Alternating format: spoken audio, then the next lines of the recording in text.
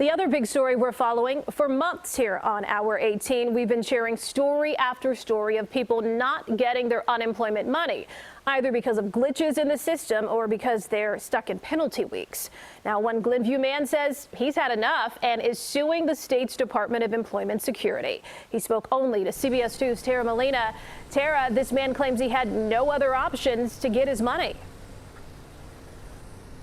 Erica, he says he was forced to take legal action because he couldn't get IDES to respond without it, calling this lawsuit his way of standing up for all of the others dealing with some of these same issues.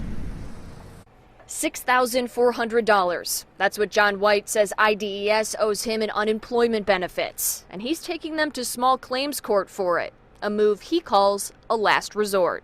It's sad that our last answer to recover this money is going to be through the court system.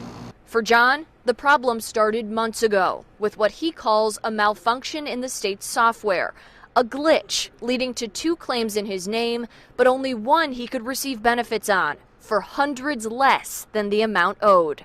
I try to call these guys. Nobody ever answers the phone, so. He kept trying for weeks, never connecting with a person to address the problem, an issue we've exposed since the start of the pandemic.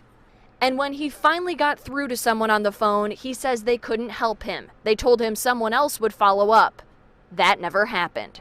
So bottom line is I have a legal claim. A claim that names Governor J.B. Pritzker and IDES's acting director, Kristen Richards. But when I asked the governor how he responds to the lawsuit filed against the state by a man who couldn't get help any other way, I don't know about the particular lawsuit, and I really can't comment about pending legal matters.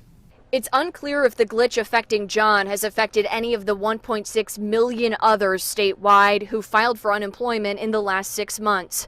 But we know there are others with issues they haven't been able to address with the state. We've told their stories for months.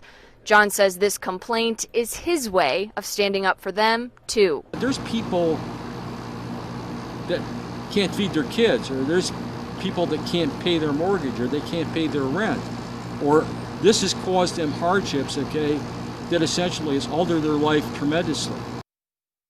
Of course, we reached IDES for a response to this. A spokesperson also told me they can't comment on pending litigation. Right now, John White's first hearing is scheduled for November 23rd. Erica? Well, Tara, Illinois has been criticized for how it's dealt with the surge of unemployment claims related to the pandemic. But are any other states dealing with lawsuits like this one?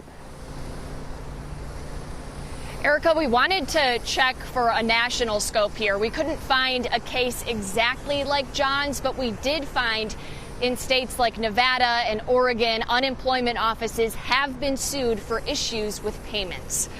Reporting live in the Loop tonight, I'm Tara Molina, CBS 2 News. All right. Erica? Thank you, Tara.